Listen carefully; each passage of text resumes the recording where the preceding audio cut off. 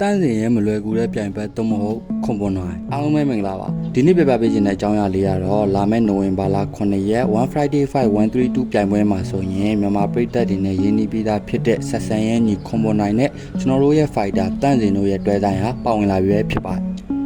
တန်းစင်အနေနဲ့ကရှုံးပွဲတွေဆက်နေပြီးနောက်ဆုံးထိုးခဲ့တဲ့ကင်ဆန်လန်နဲ့ပွဲမှာလည်းရလက်တွေမကောင်းခဲ့ဘူးတစ်ဖက်ကခွန်ပွန်နိုင်ကိုကြည့်မယ်ဆိုရင်လည်း9ပွဲထိုးခဲ့ပြီးတော့9ပွဲထိအနိုင်ယူထားတယ်2ပွဲရှုံးရလက်ထွက်ထားတယ်နိုင်ငံရဲ့9ပွဲထဲမှာဆိုရင်မြန်မာဖိုက်တာတွေဖြစ်တဲ့မိုးထောင်နဲ့ဆွန်ရက်တို့ပါတယ်ဆိုတော့မြန်မာဖိုက်တာတွေအကြောင်းကိုကောင်းကောင်းသိတဲ့ဖိုက်တာလို့ပြောမယ်ဆိုရင်လည်းမမှားပါတန်းစီနေနဲ့အခုနောက်ပိုင်းစူပါလက်ဂျင်မှာအပြင်းထန်လေးချင်နေတယ်လို့သူ့ရဲ့နိုင်ပွဲဆာလောင်တဲ့စိတ်နဲ့